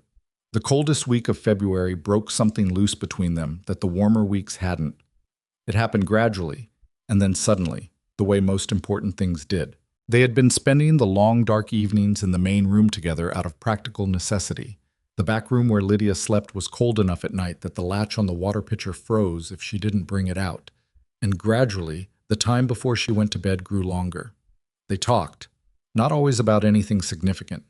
Gideon had opinions about things she hadn't expected him to have opinions about. The quality of the maps published by the Territory Survey Office, which he found consistently over-optimistic about road conditions. The reliability of long-range weather prediction, which he trusted with qualifications. The correct method of repairing a leather harness, about which he felt strongly and expressed himself with more animation than she had seen from him on almost any other subject. She found these opinions genuinely interesting, which surprised her. She had not expected to be interested in a man's thoughts about harness repair. But it wasn't the subject. It was the specificity. The way he had thought about things, really thought about them, formed actual positions based on experience rather than just received wisdom. She had lived around men who spoke loudly about things they hadn't considered deeply. Gideon spoke quietly about things he had considered at length, and the difference was not small. She started offering her own opinions in return, tentatively at first, the way you extend a hand towards something that has previously bitten you. He received them the way he received everything, without theatrics, processing them as information, occasionally disagreeing. She found she could tolerate his disagreement without the cold feeling in her stomach that disagreement had always produced. She found she actually liked it sometimes. It meant he was listening. One evening, late in February, she told him about the wildflower book. She hadn't planned to. They were talking about spring, what it looked like when it came to the mountain, what changed first. And he had said the creek that ran along the east property line unfroze in a specific section before anywhere else because of an underground spring, and that was how he knew the real thaw had begun. And somehow from there she was talking about the book of pressed wildflowers she had made at 12, which was in her travel bag in the chest in her room, and which was the only thing she had taken from the house that had no practical value whatsoever. "Why that one?" he asked. She thought about it. "Because it was the last thing I made before everything changed, before my father died, and Gerald—" She stopped. "It was from when I was still someone who made things for no reason, just because." She looked at the fire. "I wanted to remember that person existed." Gideon was quiet for a moment. "Can I see it?" he asked. She looked at him. "You don't have to," he said immediately. "I'm not—" "No," she said. "I'll get it." She went to her room and got the book from the bottom of the chest and brought it out and set it on the table between them. It was small and worn, the cover soft with age, the pages thick with the dried flowers she had pressed under heavy almanacs in the summer of her 12th year. She had labeled each one in her child's handwriting, the letters large and uneven. Trillium, May. Wild columbine, June. Blue chicory, August. Pressed flat and brown at the edges, but still recognizable, still keeping their shapes. Gideon turned the pages carefully, with the same attention he brought to his maps. "You were thorough," he said. "I wanted to get them all. I thought I'd keep adding to it." She looked at the last page, which had 3 empty spaces where she had clearly planned to add more. "I never did." He turned back to a page near the middle. "Wild columbine," he said. "There's a meadow on the upper east slope. Full of it in June." She looked at him. "If you wanted to add to it," he said simply, and turned the page. She looked back at the book. She was not going to cry about this. She was not going to cry over a man casually mentioning that there were columbines on his mountain in a way that assumed, without discussion, that she would still be here in June to see them. She was completely in control of herself, and she was not going to cry about something so small. "Thank you," she said, in a voice that was very slightly not quite her regular voice. He turned another page and did not appear to notice. March arrived and the quality of the light changed before anything else did, which Gideon had warned her about. The snow was still deep and the cold was still serious, but the light had a different angle to it, coming through the oilcloth window in a way that landed differently on the floor, and Lydia found herself watching it in the mornings the way she had watched the mountain through the stage window, with something that she was now willing to call hope, because she had enough experience of it now to recognize it by feel. She had been on the mountain 4 months. She took stock of herself on a morning in early March the way she occasionally did. Not obsessively, not with the constant self-monitoring of the Gerald years, but the way a person checks on a thing they are tending. She was stronger than she had ever been. Not larger, not dramatically different in any visible way, but there was a physical solidity to her now that came from 4 months of real work, hauling wood and breaking ice and digging out after storms and learning to split wood properly with blisters that had become calluses. She had stopped flinching at sounds that turned out to be nothing. She had stopped apologizing reflexively for things that weren't mistakes. She was still not entirely easy with herself. She had days where the past sat heavy and close, where something small, a tone of voice from Gideon she misread, a moment of unexpected sharpness when she was tired, sent her backward into old reflexes she was still dismantling one by one. She would catch herself and correct, and sometimes she would tell Gideon she'd misread something, and he would receive this information without making it a larger thing than it was, which was consistently useful. She was also, and she examined this particular thing carefully because it was new and she didn't want to rush it. She was also finding that she looked forward to the evenings, not in the abstract way of someone looking forward to rest, in a specific way, connected to a specific person. She looked forward to the lamplight and the almanac and whatever Gideon had decided to have an opinion about that day. She looked forward to the way he laughed, which was infrequent and quiet and genuine for exactly those reasons. She looked forward to the precise quality of his attention when she was speaking, the sense of being heard completely, without portion. She did not know what to do with this information. She filed it in the careful place and let it sit. The thing she had not expected was that Gideon was also, visibly and somewhat awkwardly, experiencing something similar. She noticed it in the small ways first. He had started, without comment, without apparent awareness that he was doing it, adjusting his work schedule to coincide with hers. Not hovering, just ending up in the same general location during the day more often than pure coincidence would suggest. He had started telling her things before she asked, where he was going, what the fence line looked like, what the sky was promising for the week. Not reporting, just including her. He had also, on 3 separate occasions, started a sentence and stopped in the middle of it, which was not a thing he did, and each time he had recovered by completing it with something slightly different than what he had begun to say, which she had noticed and not mentioned. The 4th time it happened, she mentioned it. They were in the barn, she working on the harness Gideon had been repairing. He had taught her his method, which was genuinely better than the one she'd learned, and she had acknowledged this once and did not plan to do so again. And he had looked at her working and started to say something and stopped. "What were you going to say?" she asked, without looking up from the stitching. Silence. "Gideon? I was going to say—" He stopped again. She could hear him choosing. "That you've gotten very good at that." "That's not what you were going to say." A longer silence. "No," he admitted. She set down the harness and looked at him. He was standing with his hands in his coat pockets, which was the posture of a man who has decided to keep his hands out of the way as a precaution. "You don't have to say it," she said, "but you also don't have to stop in the middle." He looked at her with an expression she had not seen from him before, which was a kind of careful, exposed honesty that she recognized because she had been experiencing the same thing and was getting tired of carrying it around. "I was going to say," he said, "that you look like you belong here." The barn went quiet. Agnes shifted her weight somewhere in the warm dark behind them. "Gideon," she started. "I know," he said immediately. "I know I'm not trying to push anything. I know you're not. I just—" He looked at the barn wall. I wasn't expecting this. Any of this. I thought it would be practical. I thought we'd find a reasonable arrangement, and that would be what it was." "And?" He looked back at her. "And it's considerably more than that. For me.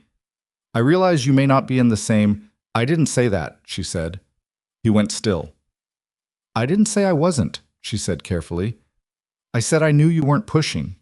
She picked up the harness again, not because it needed immediate attention, but because her hands needed something.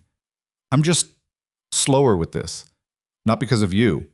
She stitched 2 strokes. "Because the last time I trusted someone with this kind of— because the last time I let someone matter to me that way, I lost 12 years." I know, he said quietly. I don't think you're Gerald, she said. I want to be clear that I know the difference. I do know the difference. She looked up.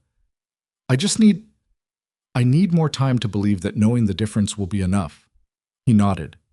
Not a hurt nod, not a performed understanding, just acceptance, the kind that didn't require her to feel bad for having given it. Then we have time, he said. There's no hurry. She looked at him for a moment. You mean that? Yes. You're not saying it because you think it's the right thing to say.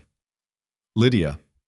He said her name with a slightly exasperated quality that she found genuinely reassuring because it meant he was not performing patience at her. He was just being a man who occasionally found things exasperating. When have I ever said something I didn't mean? She thought about it, actually thought about it, going back through 4 months of words between them. She couldn't find an instance. All right, she said. All right, he said, and picked up the section of harness she hadn't started yet and began working on it beside her. They finished the harness and did the evening chores and went inside and had supper, and it was exactly like every other evening, except that it wasn't, because something had been said that had been waiting to be said. And the saying of it changed the air in the cabin in a way that was not uncomfortable, just different. Present in a new way. Something added. That night she lay in her room and looked at the dark ceiling and thought about June columbines on an east slope meadow, and she did not analyze it to death, which was growth. The trouble arrived in mid-March, and it did not come the way she had expected. She had expected Gerald. She had been watching the access road, not constantly, not obsessively, but with the background awareness of a woman who knows a threat and tracks it the way you track weather. When Gerald had ridden away in January, she had believed what she told Gideon, that he was done. And she still believed it, mostly. She had read him correctly most of her life. She knew when he had calculated a situation as lost. What she hadn't calculated was his method of continued influence, which was not physical presence, but something he had always been better at anyway. Words. Specifically, letters. The first one arrived with the regular post brought up by the supply rider who came every 2 weeks from Harlan's Creek. She recognized the handwriting on the outside before she had fully registered that she was holding it, and her hand went tight on the paper in a way she noticed and made herself consciously release. She didn't open it at the kitchen table. She took it to the barn, to Agnes, who was the right audience for this. She opened it. Gerald wrote the way he talked. Clean sentences, no waste, each word placed where it would do the most damage. He did not threaten her directly. He was never stupid enough to threaten directly in writing. He expressed concern. He described her behavior as evidence of a breakdown of some kind, a temporary disturbance, the kind of thing that happened to women who had been through difficulties, and he was willing to be understanding about it. He mentioned that certain people in town had been asking questions about her sudden departure. He mentioned that a woman who abandoned her family and married a stranger in a mountain wilderness in such haste might give people cause to wonder about her stability. He mentioned that he would be happy to provide a more reasonable account of events if she simply came home and allowed things to go back to how they had been. She read it twice. Then she sat on the barn floor with her back against Agnes's stall and let herself feel the particular cold that Gerald's reasoning always produced. Not fear exactly, but a kind of vertigo. The old familiar sensation of the ground shifting under a narrative she had believed was solid. She sat with it until Agnes pushed her nose over the stall door and breathed warm air on the top of Lydia's head, which was not comforting on purpose, but was comforting nonetheless. Then she got up and went inside. Gideon was at the table with the planting maps. She set the letter in front of him without preamble. He read it once, all the way through, his face doing very little. He's not coming back himself, she said. This is him trying to make me do it for him. Yes. He's going to tell people I'm unstable. He'll make it sound like you took advantage of a woman in a bad state. Let him, Gideon said. She looked at him. Lydia, I don't go to town often enough to care what people there think of me, and the people who know me here know better. He set the letter down. He's throwing the only thing he has left. It's not nothing, she said. Reputation is, for a woman, it's not nothing. No, he agreed. You're right. He thought for a moment. Then we answer it. What? Not him. We don't answer him. He picked up the letter again. He mentions people in town asking questions. That means he's been talking to people in town, which means there are people who have heard his version and haven't heard yours. She had not thought of it that way. She had been thinking about it as an attack to survive, not as a record that could be corrected. "You think I should go to Harlan's Creek," she said. "I think we should go to Harlan's Creek," he said. "Together. Not to defend yourself, just to be there, be visible, be a woman who came to this mountain of her own choosing and is building something here and is not hiding and is not being hidden." She thought about it. The idea of walking into a town where Gerald had been telling his version of her story made something tighten in her chest. And under the tightness, something else. Something that recognized this as the same choice she had made standing in the yard in January snow. Whether to go small. Whether to let his story be the only story. "When?" she said. "Next supply run. 2 weeks." She picked up the letter from the table. She folded it carefully and walked to the stove and opened the firebox and put it in, and they watched it burn, and that was the end of Gerald's letter. They went to Harlan's Creek on the first clear day of the 3rd week of March. Lydia on the seat beside Gideon in the wagon, dressed well. Not elaborately, she didn't own elaborate, but cleanly, and with her good coat and her hair properly done, which cost her 20 minutes of patience she didn't always have. She had spent the 2 weeks deciding what kind of woman walked into that town, and she had decided. One who had nothing to explain and everything to show. The town was small, and she felt its attention before they had gone half a block down the main street. Not hostile attention, more the attention of a place where new information was currency, and she was clearly new information. She had expected to feel exposed. She felt instead oddly clear. Gideon tied up the wagon in front of the general store and helped her down. Not because she needed it, but because it was the done thing, and she let him, and they went in together. The store owner was a wide woman named Mrs. Holt, who had the look of someone who had formed an opinion about this situation and was revising it in real time as Lydia came through the door looking like someone who was not, by any observable measure, a woman who had been taken advantage of. Lydia bought flour and salt and a length of calico she did not strictly need but purchased anyway, and she talked to Mrs. Holt about the winter, the way you talk to a woman you were meeting for the first time and intended to know for a long time, directly, with interest, asking questions and listening to the answers and offering her own experiences in return. She mentioned where she had come from. She mentioned, without drama, that she had left behind a difficult situation to make a better one. She said it the same way she would have said anything else, because it was simply true, and she was done treating the truth of her life as something shameful.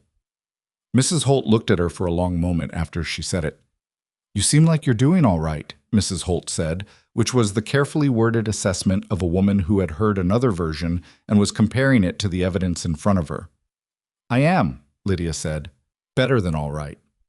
By the time they left, she had met the postmaster, the woman who ran the dressmakers, and a rancher's wife who had come in for thread and stayed to talk for 20 minutes.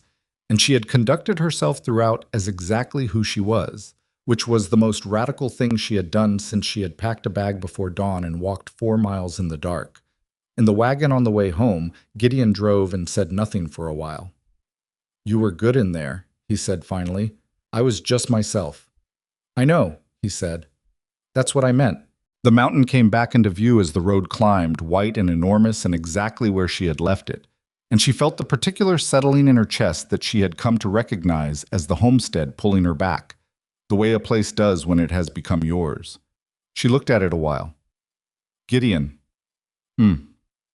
That thing you didn't finish saying, in the barn." He was quiet. "I think I'm getting there," she said. "I'm not there yet, but I'm getting there." He kept his eyes on the road, but something in the set of his shoulders changed. "I know," he said. Quiet, unhurried. A man who had grown up in country where things took the time they took, and you did not rush a season just because you were ready for it. She nodded and looked back at the mountain, and the wagon carried them up the road toward home. And the afternoon light did what it had started doing in March, that new angled thing that landed differently, that said without saying it, something is changing, something is turning, the long cold is not over, but the long cold is going to end. She could wait. She had gotten very good at waiting for the right thing at the right time, and this particular right thing, was already more present than she had let herself admit. The cabin appeared in the trees ahead, smoke rising from the chimney because she had banked the fire before they left, and she thought, "That is mine. I built that habit. I did that for us before I was willing to say the word us out loud. And she filed that too, in the careful place, where everything was adding up to something she would eventually be ready to name. April came the way spring always came to the high country. Not gently, not all at once, but in arguments. 3 warm days followed by a hard freeze. Mud that sucked at your boots in the afternoon turning to iron overnight. The creek Gideon had told her about, the one with the underground spring on the east property line, broke its ice in one specific stretch exactly as he had said it would, and Lydia went to see it on a Tuesday morning without telling him, just walked up through the trees to the place where the water ran clear and dark and moving over rocks that had been locked under white for 4 months. She stood there for a while listening to it. It was such a small thing, open water. She had never thought about it before this winter. She thought about it now. The specific relief of seeing something move that had been frozen. The way the sound of it was almost aggressive after so much silence. Water insisting on itself, refusing to stay locked up any longer. She had the thought, and then she recognized what she was doing, which was using a creek as a metaphor for her own interior life. And she made a sound that was halfway to a laugh and walked back down to the cabin to start breakfast. Gideon was already up. He looked at her boots when she came in, muddy to the ankle, and then at her face, which apparently told him something. "East fence line?" he asked. "The creek," she said. "You were right about the spring section." "I'm right about most things to do with this land," he said, without arrogance, just the measured confidence of a man who had been paying attention for years. "Coffee's ready?" She poured her cup and stood at the window and watched the tree line and felt the specific quality of this morning, which was different from the mornings before it in a way she would not have been able to explain to anyone who hadn't been through a long winter in a small space with a person they were still learning. There was a particular kind of knowing that only came from that. Not romantic knowing, or not only, but the deeper, more durable kind. She knew how he took difficulty. She knew what his face did when he was working through a problem versus when he had already solved it and was just completing the motion. She knew that he was worse before noon than after, which he would never have admitted, and that he had a habit of forgetting to eat when he was focused on something, which she had quietly compensated for by making sure there was always something on the stove that didn't require a decision. She also knew things that were harder to quantify. She knew that he was a man who had been lonely for a long time, and had built a relationship with the loneliness that was almost functional, had made it into something workable, and that the arrival of another person had disrupted that equilibrium in ways he was still adjusting to. She knew that his restraint, all that careful stepping back, all those stopped sentences, cost him something real, and that he paid it without complaint, and that the not complaining was not performance, but simply his nature. She knew, in the plain declarative way you know things you have stopped arguing with, that she was in love with him. She had arrived at this knowledge the way she arrived at most things now, not in a rush, not dramatically, but through the slow accumulation of evidence she could no longer reasonably dispute. It had been there in February, she thought, in the barn with the harness, when she had told him she was getting there. She had been telling the truth. She had been closer than she admitted. She didn't say anything about it that morning. She drank her coffee and watched the tree line and thought about the East Meadow and June columbines. And Gideon read the planting notes he'd made over winter and occasionally said something about soil temperature. And it was ordinary, and it was enough, and she was not going to ruin it by rushing. But the careful place where she had been filing things was getting full. The second letter from Gerald arrived at the end of April, and it was different from the first. The threatening implications had been replaced by something that gave her pause, which was an account of their father's estate that she had never been shown. Gerald wrote that there was money, not a large amount, but real money, that had been set aside by their father specifically for Lydia, listed in a will that Gerald had managed, as the eldest and the man of the house, to keep from her knowledge for 12 years. He wrote that he was prepared to release it to her. He wrote that he had spoken to a solicitor and that her rights to it were clear, and that the only thing required to access it was her signature on certain documents, which she would need to come in person to sign. He wrote that this was not a ploy. He wrote that he simply thought she should have what was hers. She read this letter also in the barn, also with Agnes, who had come to expect these visits, and now associated them with Lydia arriving with a particular expression and occasionally bringing extra oats as emotional compensation. The letter frightened her more than the first one. The first one she had recognized immediately as a trap she could see clearly. This one was harder, because the thing it offered was real. She had suspected for years that there was money she hadn't been told about, had noted the small inconsistencies in Gerald's accounting of their father's estate, and filed them away with nowhere useful to put them. And because what it required seemed simple, a visit, documents, a signature, she knew Gerald well enough to know that there was a version of this that was exactly what it appeared to be. He was a practical man. He was capable of calculating that she was gone and not returning, and that continuing to fight it cost him more than releasing the money. He was capable of deciding to close the account. She also knew him well enough to know that nothing he offered was without architecture. There were rooms in every gift Gerald gave where the walls moved. She brought this letter to Gideon also, and he read it, and the silence afterward was different from the first time. "What do you think?" he asked, which was the right question, because it was her assessment that mattered here, and he knew it. "I think it might be real," she said, "and I think that's what makes it dangerous." "You think it's a reason to get you back into that house?" "Maybe. Or maybe he genuinely wants to close this chapter, and this is his way of doing it with some dignity and tact." She put her hands flat on the table. "He can't tolerate having lost. But if he gets to be the one who gave me something, if the ending of the story is that he released what was mine, that's a version he can live with. It lets him be magnanimous in his own telling." Gideon looked at the letter. "Would the money matter?" he asked. "To what we're building here?" She thought about it honestly. "Yes. Not urgently, but yes. Enough to put in the south field properly. Enough to winterize the barn the way you've been wanting to." She met his eyes. "Enough to mean something." "Then we find out if it's real," he said. "But you don't go alone." "I wasn't going to," she said. He looked at her with a brief expression she had learned to read, which was the expression of a man who had expected to have to argue about this and was adjusting to not having to. "All right," he said. "I'm not afraid of Gerald in an open room with a solicitor present," she said. "I'm a different person than I was when I left. He's going to know that immediately, and I want him to know it." "I know," Gideon said. "I want to be there anyway." She looked at him. "Not to speak for you," he said preemptively. "I know better than that." "Then why?" He picked up the letter and folded it and set it down. "Because I want to be somewhere when something important is happening to you," he said, without looking at her. "I realize I know that's my preference and not a requirement." The careful place filled past the point she had been managing. "Gideon," she said. He looked at her. She had the whole thing available to her. The full, accumulated, irrefutable evidence that she had been filing for 6 months. She could see the shape of it clearly.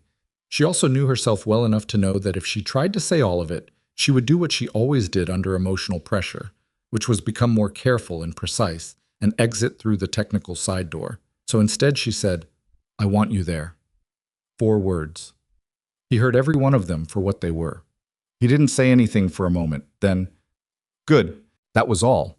But the quality of the silence after it was different from every previous silence, and they both knew it, and neither of them made it into more than it was, because neither of them was built for that, and this was actually better. They went south in the first week of May, when the mountain roads were passable. 3 days by wagon to the town where Gerald lived, which was the longest trip Lydia had made since coming to the mountain, and which had the strange quality of moving backward through time. The landscape unmountaining itself by degrees, flattening, the trees thinning, the air getting warmer and more ordinary with every mile. She didn't tell Gerald they were coming. She had written to the solicitor, a man named Carver, who had handled her father's estate and whose letter had accompanied Gerald's, and she had written to him directly and asked for confirmation that the estate account existed and the amount in it and whether the offer Gerald had described was legally sound. Carver had written back within a week, careful, professional, slightly guarded language that nonetheless confirmed the account was real and the offer legitimate. So it was real. Gerald had actually done it. She had turned that over many times on the road south, trying to understand what it meant about him, whether there was some version of her brother that she had failed to locate in all the years of living under his control. She didn't arrive at a tidy answer. People were not tidy. Gerald had controlled her and harmed her, and she would never minimize that, would never let the gesture at the end rewrite the 12 years before it. But she could also hold, in the same mind, the possibility that he was capable of more than the worst of himself. Not as forgiveness. She wasn't there and might never be. just as the acknowledgement that people were complex in ways that weren't always convenient for clean narratives. Gideon drove the wagon and let her think, which was the right thing to do. They stayed at a rooming house in the town the night before, and in the morning, Lydia put on her good dress and her good coat and the work-toughened hands that no good coat could disguise, and she was glad of that. She wanted Gerald to see those hands. The solicitor's office was on the main street. Gerald was already there when they arrived, sitting in a chair across from Carver's desk, and when Lydia walked in, he stood up with the expression of a man who had been prepared for various possible versions of this moment and was now recalibrating to the actual one, which was his sister walking through a door like she owned the floor under her. He looked at Gideon behind her. Gideon nodded, once the way you nod at a man you are acknowledging without engaging. Gerald looked back at Lydia. She had not seen him since January, standing on horseback in the snow in her yard. Up close, in a warm room, in morning light, he looked older than she had been carrying him in her memory. Not diminished exactly, but human-sized in a way that the Gerald of her memories was not. She had been living with the large version of him for so long, the one that filled a room, that occupied her nervous system at a cellular level.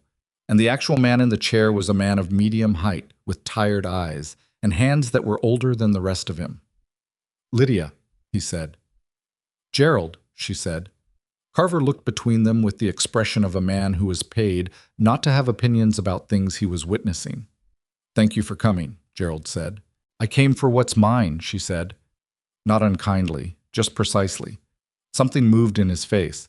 Not anger. Something closer to recognition. "Yes," he said. "I know." Carver went through the documents. She read everything, every word, which took 20 minutes while the room was quiet. Gideon stood by the door with his hat in his hands, not looking at Gerald, not performing anything, just present. Gerald sat with his hands folded and looked at the window. The money was real. 12 years of her father's intent, sitting in an account, gathering modest interest under Gerald's stewardship and Gerald's silence.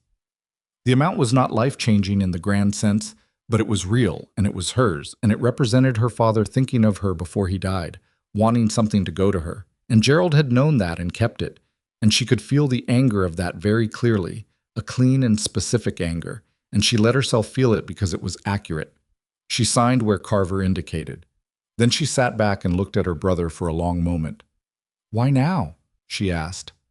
Gerald was quiet. "You could have kept it. I wouldn't have known. I didn't know it existed." She kept her voice even, which was a thing she had gotten better at. "So why now?" He looked at her with those tired eyes. "Because you're not coming back," he said. "I know that now." He looked at his hands. "And because keeping it wasn't—" He stopped. "Father wanted you to have it." It was the most honest thing she had heard him say in 12 years. Maybe in her lifetime. She didn't know what to do with that except receive it as what it was, which was partial and insufficient and real. "All right," she said. He looked up. "I'm not going to tell you it was nothing," she said. "What you did. What those 12 years were. I'm not going to say that." She held his gaze. "But I'm also not going to carry it with me anymore. That's for your own use now. I've got other things to carry." Gerald looked at her for a long moment. Then he nodded. That was all. No apology. She had not expected one and would not have trusted it anyway. No scene. Just a man nodding at the truth and a woman choosing, not for him but for herself, to set down a weight that had been wearing a groove in her. They left the solicitor's office in the late morning. Gideon walked beside her and did not speak until they had turned off the main street onto the quieter road toward the rooming house. "You all right?" he asked. She thought about it. The real version. "Yes," she said. "I'm angry. I'm going to be angry about the money and the years for a while. That's not going away today." She walked a few more steps. "But I'm all right." "Okay," he said. "I meant what I said in there about not carrying it. I know you did. It doesn't mean I forgive him. I want to be clear about that. You don't have to. I know I don't. I just want to say it out loud." She looked at the road ahead. "Some things don't get forgiven. Some things you just put in a room and close the door and stop visiting." Gideon walked beside her in the easy silence that was theirs now, that they had built over months of being in each other's company, and after a moment he said, Is the room closed? She thought about Gerald's tired eyes, the hands that were older than the rest of him, the nod that was not an apology but was something. Getting there, she said. And then, recognizing the echo of her own words back in the barn in February, she almost smiled. Apparently that's my answer for everything. It's a good answer, Gideon said. It means you're being honest about where you are. She looked at him sideways. When did you get philosophical? I've always been philosophical, he said. You just haven't been here for the other 11 months of the year. That one she did actually smile at, and he saw it. And he looked away at the road ahead with the particular expression of a man who has produced the desired result through understatement and is privately pleased about it. They drove back north the next day. The wagon climbed and the land folded up and the trees came back and the air changed. And she felt the mountain before she saw it, felt the quality of the air shift into something cooler and cleaner and more itself. When the familiar white peak came into view above the tree line, she felt something in her chest that was not complicated at all. That feeling was home.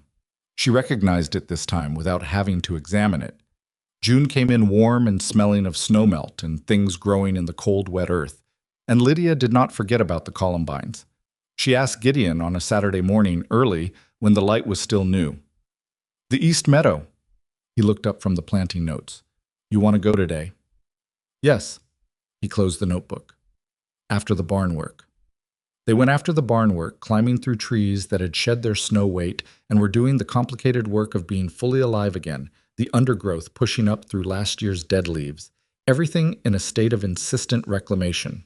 The meadow opened up above the tree line, and it was exactly what he had said, wide and south-facing, sheltered on three sides by rock that trapped the warmth. And across the whole of it, in the particular blue-purple of high country summer, the wild columbines were doing what wildflowers do when no one has been managing them. She stood at the edge of the meadow and looked at it for a long moment. Then she crouched down and opened the wildflower book she had brought in her coat pocket. And she found the empty spaces on the last page, and she carefully picked one columbine and pressed it between the pages and closed the book. Gideon stood a few feet away watching her. She stood up and looked at the book in her hands. 12-year-old Lydia in the summer before everything changed, making a book of things she wanted to keep, leaving 3 spaces at the end as if she had known she wasn't finished. There are 2 more spaces, Gideon said, looking at the book. I know. I imagine there are other things on this mountain worth keeping. She looked at him. He was standing in the June light with his hat tilted against the sun, squinting slightly, and he looked like a man who had been part of this landscape for so long that the landscape had grown around him, which was true, and also like a man who had been waiting for something he was not entirely sure he deserved, which was also true. She took 3 steps toward him and kissed him. She had decided she was done waiting to be ready. Ready was a story she could keep telling herself indefinitely, and the honest truth was that she had been ready for months and had been using caution as a way to stay in a mode she understood, which was preparing for something rather than having it. She was done preparing. He kissed her back in the way she had suspected he would, which was with the same deliberate, attentive quality he brought to everything. Not rushed, not performing anything, completely present. His hands came up to her face with the careful touch of a man who understood what it meant to be trusted with something that had been hurt. When they stepped back, the meadow was exactly the same. The columbines had no opinion about what had just happened. The mountain was indifferent. But the air between them had rearranged itself permanently into something neither of them was going to pretend hadn't happened. And that was good. That was exactly right. Well, Gideon said. His voice was slightly different, undone in a small, private way. Well, she agreed. He looked at the book in her hand. 2 more spaces. Summer's long, she said. We'll find something.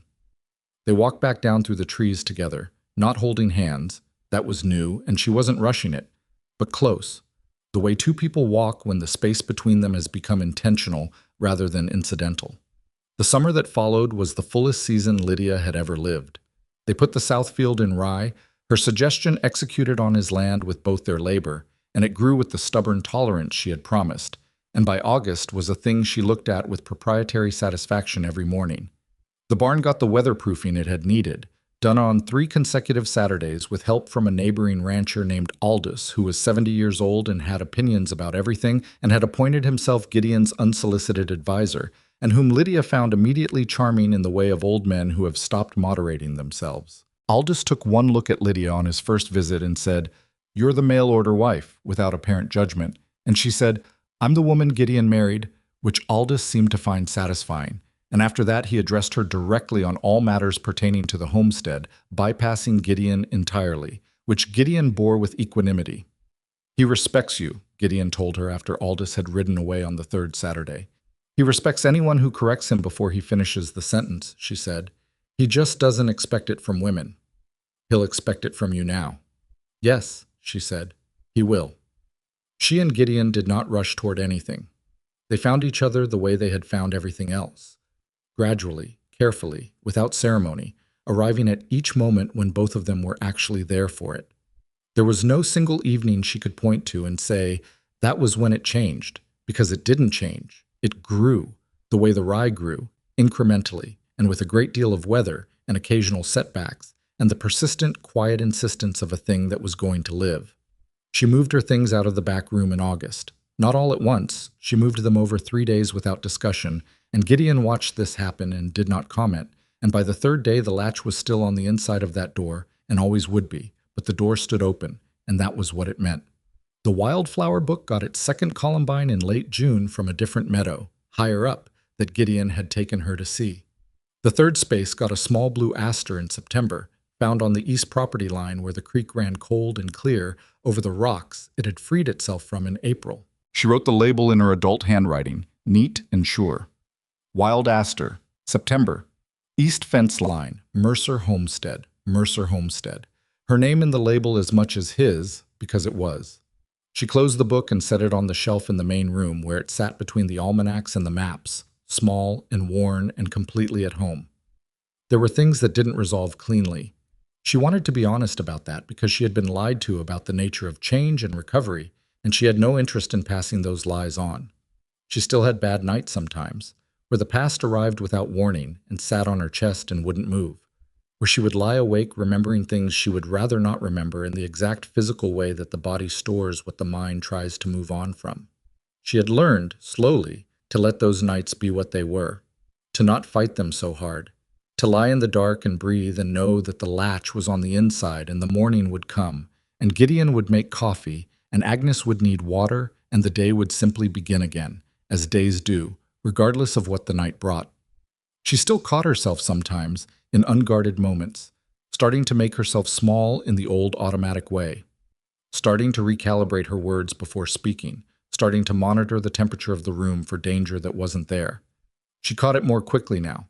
The gap between the old reflex and the correction had been getting shorter for months, and one day she thought it might close entirely. Or it might not. Either way, she was not going to measure her recovery by its speed. She had learned too much about the difference between things that happened on schedule and things that happened when they were ready. She thought about her father sometimes too, about the money he had set aside for her and what he had meant by it. Whether he had known, in some way he couldn't act on, that she would need a way out. She would never know. She let herself feel the grief of that without trying to resolve it, because some things had no resolution, only the slow softening of their edges over time.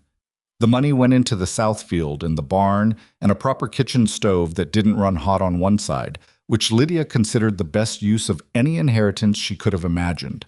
October came down from the peaks carrying the particular smell that meant the first snow was 3 weeks away, and the work of winter preparation had to begin. She and Gideon moved through it with the competence of people who had done this before together, who knew each other's rhythms, who didn't have to negotiate the work because the work had simply become shared. One evening, late in the month, sitting by the fire in the main room with the dark pressing early at the windows, Gideon set down the almanac and looked at the fire and said, "I want to say something." She set down the mending. "All right." He was quiet for a moment in the way of a man who has rehearsed something and has now decided to say the actual version instead. "I know this year wasn't what either of us would have planned," he said. "I know you came here out of necessity, and I know the first months were hard, and I know there were things I didn't get right." He looked at the fire. "I'm not a man who is easy to know. I know that. I've always known that." "Gideon, I'm not done," he said gently. She closed her mouth. "I just want you to know," he said, "that this has been the best year of my life. Not because it was easy, because of what we built in it. He looked at her. Because of who you are in it. She looked at him for a long moment. This careful, plain-spoken, undemonstrative man who loved her the way load-bearing walls loved a house. Not with display or flourish, but structurally, fundamentally, in a way you only understood by trying to imagine what would happen without it. "You're easy to know," she said. "You just take time. And you're worth it." He looked at her with the undone expression she had come to love in all its specific, private quality. "I'm not good at this," he said. "I know," she said. "Neither am I. We're doing fine." He reached across the small distance between them and took her hand, which was still calloused from the axe work, which was a hand that had packed a bag before dawn and carried it 4 miles in the dark and pressed a coin in a pillowcase for 11 months and split enough wood to see a winter through. He held it in both of his with the careful deliberateness she had learned to receive without pulling back.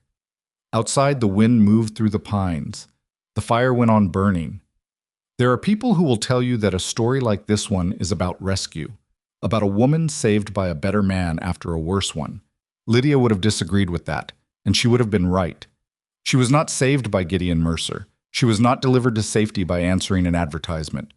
What she found on this mountain was not a man who protected her from her life. What she found was the distance from her brother's voice inside her own head that she needed to hear herself think. What she found was time and space and small daily proofs that the story she had been told about herself was not the only available story.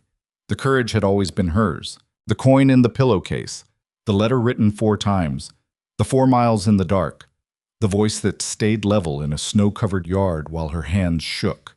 Those were not things anyone gave her. Those were things she had been keeping in herself through 12 years of someone trying to take them, and she had kept them, and she had spent them when it mattered. Gideon had given her something real. She would not minimize it. He had given her a place where the daily evidence was different, where she could test herself against circumstances that were hard but not cruel, where her capabilities were met with acknowledgement rather than diminishment.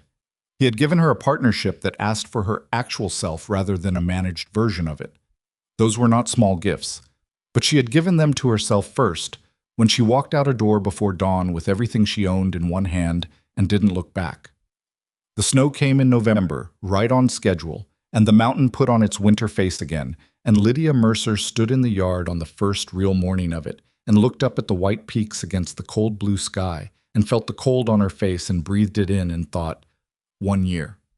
1 year since she had stepped off a stage at a small platform in the wind and seen a man standing with his hat in his hands, waiting. She thought about who she had been then, the shaking, the apologies she didn't owe, the reflexes she was still unwinding, the coin that had been everything she owned that was her own.